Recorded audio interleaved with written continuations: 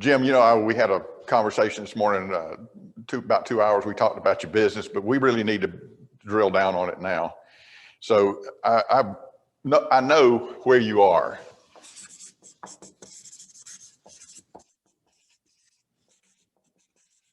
I've seen your financials. We've talked. You're 3.7 million in revenue. You got 36% gross margin, 3% net profit. No vacation in the last 3 years. You're working 70 hours a week. And I've seen what you're paying yourself. It's pitiful. You couldn't hire somebody to run this place for what you're paying. Your accounts receivable are 65 days. Your current ratio is like 3.2 to 1. You got debt. But now, by the way, are you having fun doing this? Not really. Okay.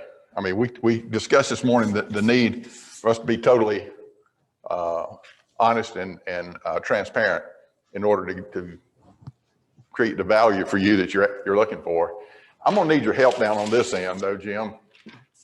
Where do you want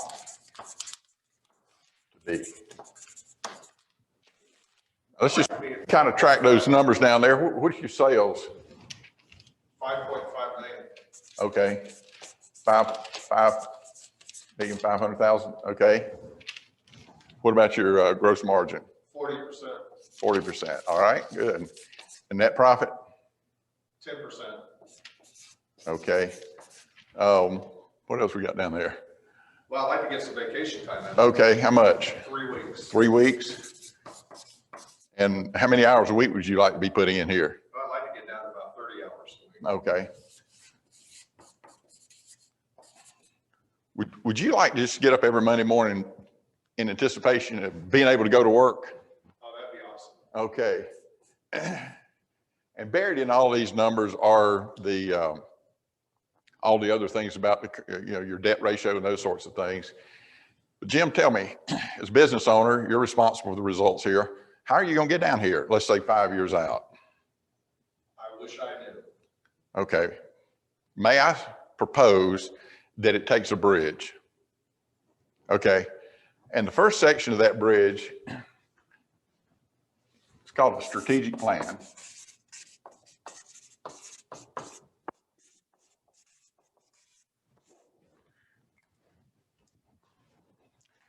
I like to call this the what and the why. What business are you really in and why are you in it? This is about purpose, vision, mission, core values.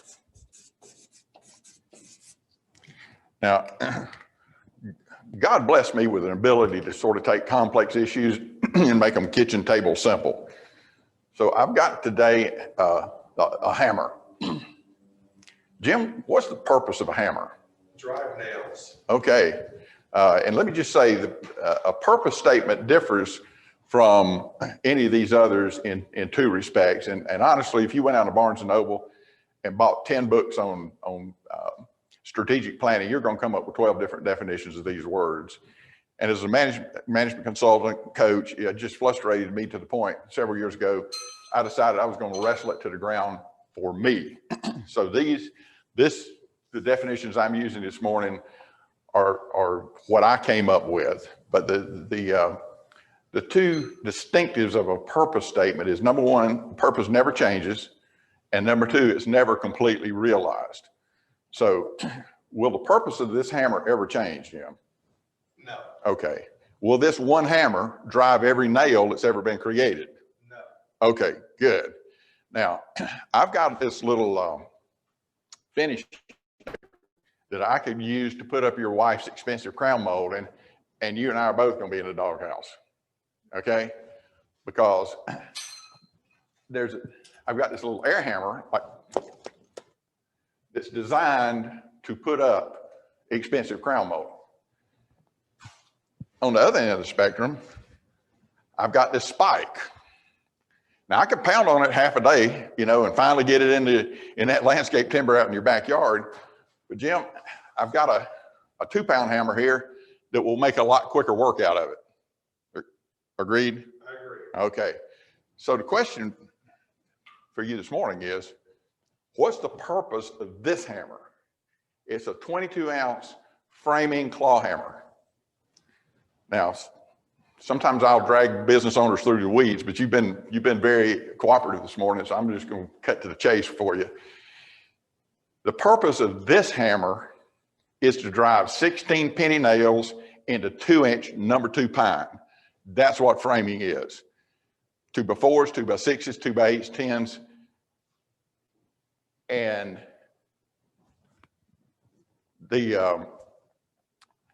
and may I suggest, sir, once you've figured out your purpose that clearly, you're onto something. Now, a purpose, I understand that in the belly of these huge ocean-going ships, there's a gyroscope that spins. And the purpose of that gyroscope is to keep the ship steady in the midst of a storm. And sir, the purpose of your business will also serve that purpose. When things come along unexpectedly like COVID, if you've really got your purpose nailed down and you're true to it, it may bounce you around a little bit, but your purpose will keep you steady. Does that make sense? Absolutely. Now, vision is a future reality written in the present tense, as if it had already happened. It's a statement written as if you're already at 5.5 million, 10% net, 3 weeks vacation, working 30 hours a week. What's that going to look like? What's it going to feel like? Not just for you, Jim, but for your employees and your customers or clients. So, and a vision can morph and change as you move, obviously over a period of 5 years, but it's like describing to your family what it's going to be like to go to the beach. You know, the sand between your toes. It's got to be very visual, a lot of emotion, color, and texture. You got the sand between your toes. You got the trade winds blowing against the sun bearing down on you, the seagulls squawking above you. You know, the smell of the salt air. It's got to be, your vision should be compelling for your employees to want to come and have fun at working for you, as well as your customers. Now, a mission differs from these other two in the sense that they are designed to be accomplished. It's what Jim Collins calls the big, hairy, audacious goals. These are the big chunks that you have to meet as you move forward. And so the most ubiquitous example of these strategic statements, I believe, is the space program. You know, I'm old enough to remember when Sputnik went up and Khrushchev's banging his shoe on his desk at the UN saying, "We're going to bury you." And my poor godly mother in South Georgia was in a panic because she could just see her two boys growing up in a communist America speaking Russian, until President Kennedy stepped up to the microphone that day and said, "In the next decade, we're going to put a man on the moon and we bring him back alive." Vision caught. I mean, it caught worldwide. Everybody was watching what America was doing. But there was no, you know, all of a sudden, everybody's heaving to, because everybody wanted to get there. They wanted to be part of that effort and that vacation, if you will. Now, there were many missions. There was the Apollo mission, the Mercury mission. You had to get the rocket to go up, come down, had to get the monkey to go around, you know. But eventually, we landed on the moon and brought them back alive. But Kennedy never stated the purpose of the space program for the United States. But it was to make the United States of America a military superpower.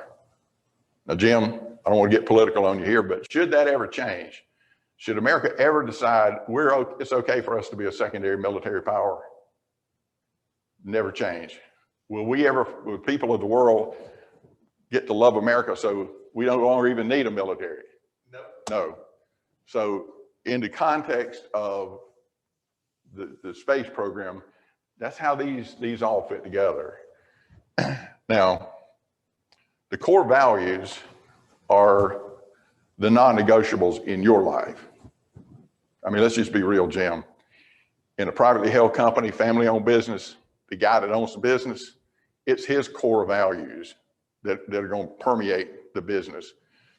So, as I said, this is the non-negotiables in your life. This is the hills upon which you're willing to die. You know, these are the reason you shut the business down and walk away from it before you would allow your reputation, personally, your reputation to be ruined by what's going on in your business. Now, you can't hire anybody to come in here and do a focus group and figure out what your core values are. If I were given that job, I'd probably go talk to your wife first, okay? But seriously, these are the things that, and you can say, well, honesty and integrity. Okay. What does honesty mean to you personally? Don't look it up in a dictionary. What does integrity mean to you? And are you displaying that personally in your business?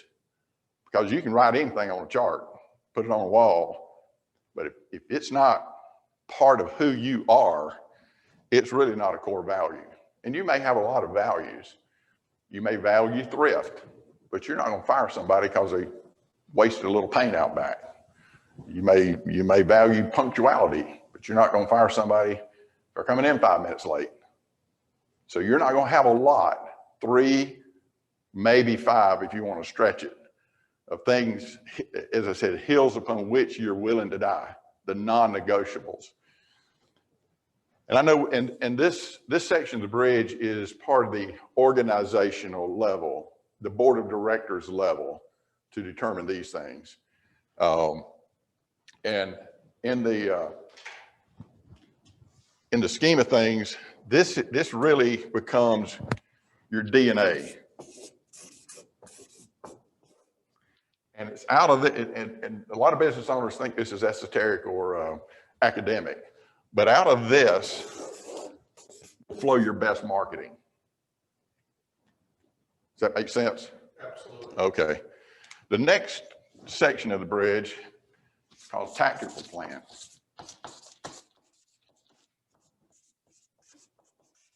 If I can keep my color combinations going here. This is the how and when. How are we going to get there and by when? So we're talking about, among other things, a 1, 3, 5 year biz plan. It's about timelines,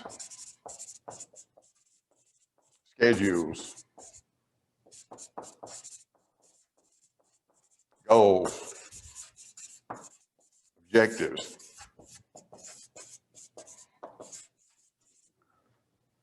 So 1, 3, 5 short-term, medium-term, long-term goals, structured so that as year 1 drops off, year 2 rolls over, year 6 comes on the back end, and it becomes not just a document you stick in the file cabinet, but something that helps guide the daily operations of your business.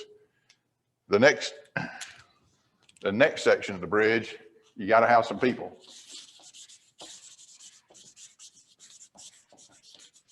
Organizational plan.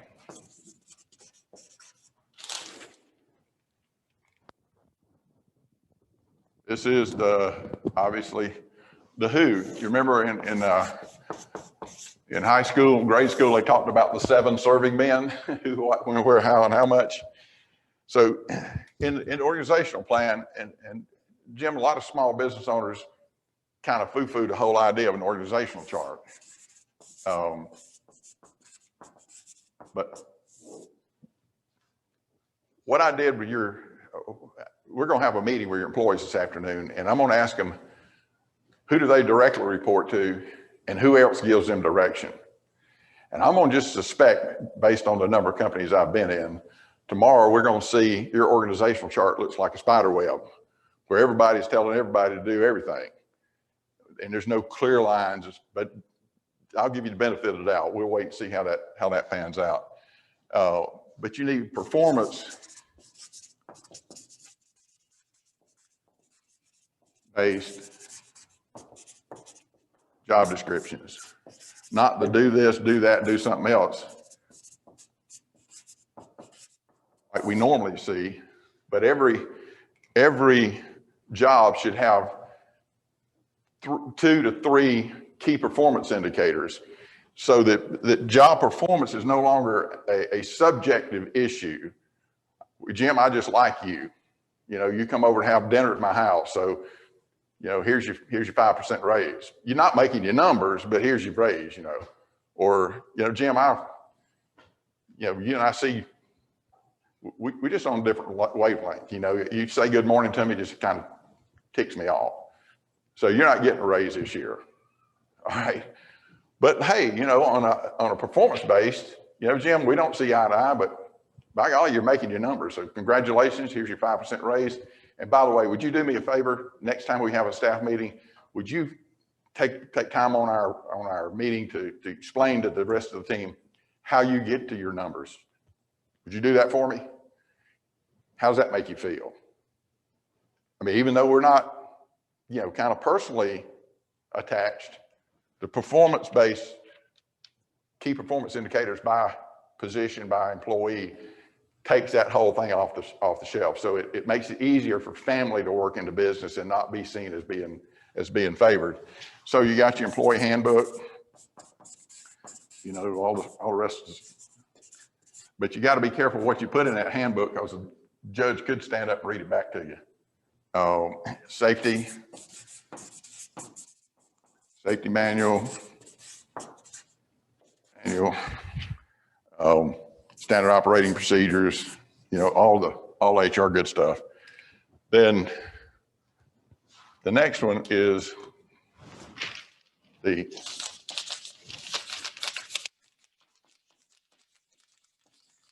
operational plan. A lot of the segments of these bridges are true for every company. This one tends to be more dependent on the actual business that you're in. So this would be your just in time manufacturing. It's your quality program.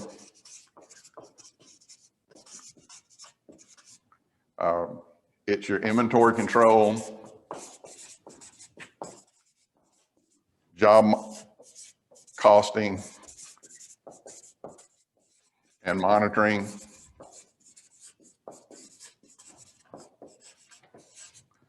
and again, you got to have the actual safety. You got the safety manual over here, but you got to have the safety manager over here.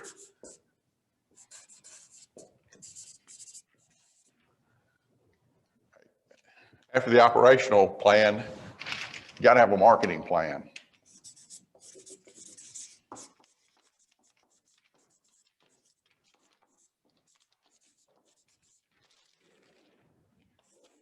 And let me just add one more over here. As part of the overall, you have to keep innovating. So innovation in your operation is key before you get to your marketing plan, because then when you get over here, you need your unique value proposition.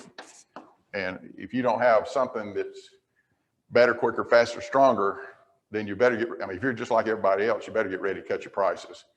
And so as you go through all this, innovation needs to be a common theme. You need a drip system, because marketing is about getting them to call you. Selling is you calling them. You've got to have ad schedules, You've got to be able to articulate your proposition.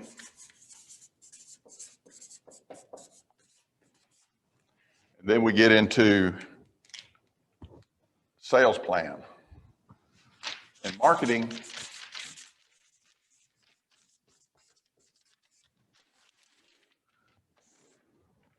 has to precede sales. If we haven't done our marketing correctly, they're out there trying to create a relationship that's hollow. So when the hard times come along, it's like, Jim, we've been great friends, enjoyed going out deep sea fishing with you, but your competitor came out in here with a lower price. So under the sales plan, you've got time and territory management, you got quotas, you got pipeline, you got call schedules. Got to go see those major accounts a little more frequently than you do the mom and pop businesses. And then over here, you got to have your target market.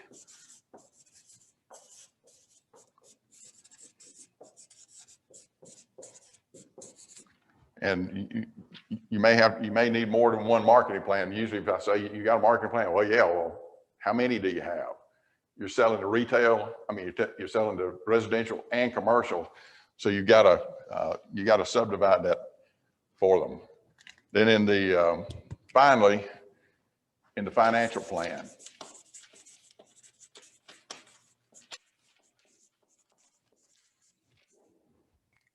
And this is obviously how much.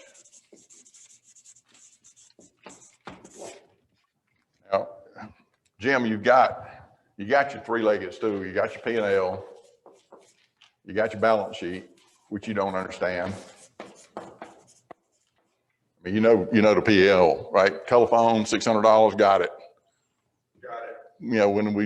When I put the balance sheet in front of you, this fog sort of started rolling in, and it's like, I know the P&L saying I'm making money, but I don't have it in the bank. Your balance sheet will tell you how much of it's sitting in the warehouse in increased inventory, where your accounts are money you've gone into banking business, helping your customers with a no interest loan, and you never even seen a statement of cash flows. But most of these are designed for your CPA to do your taxes. You don't have any forward-looking management reports. You don't have a budget. Therefore, you don't have a variance report. And you don't have any kind of a dashboard or dash report or KPI report. And then, underscoring all of this,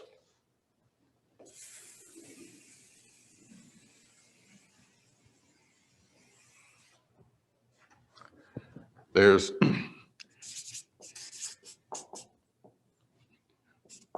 entity structuring,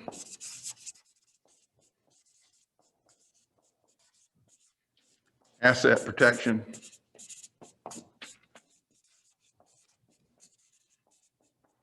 tax minimization,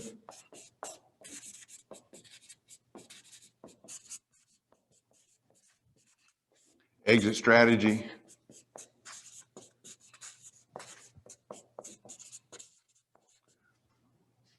or succession plan.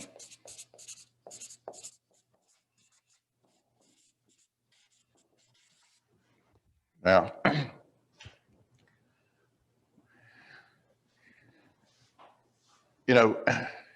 you've done a good job, Jim, and you got your real estate here in a separate company, but everything else is all just in your business. So would it surprise you if I told you that every ride at Six Flags was a separate corporation? So if somebody gets killed on one of those rides, here's the key to the ride, but the park's still open. Have you ever considered putting all your rolling stock in a vehicle leasing company? What about your manufacturing equipment into an equipment leasing company? By structuring your entities, that's part of asset protection, but so is your insurance. You know, and your safety plan. There's only three things you can do with a risk: eliminate it, minimize it, or transfer it. So insurance is about transferring the risk. Safety program is about minimizing it, because just some of the stuff you can't do. Everybody thinks they're paying too much in taxes, yet many companies were not taking advantage of the income tax credit back in the day. And then finally, exit strategy or succession plan. An exit strategy is when you sell it off to somebody else. A succession plan is when you pass it off to your employees or your kids. And I know you've got two sons working in this business, and you spoke highly of them this morning.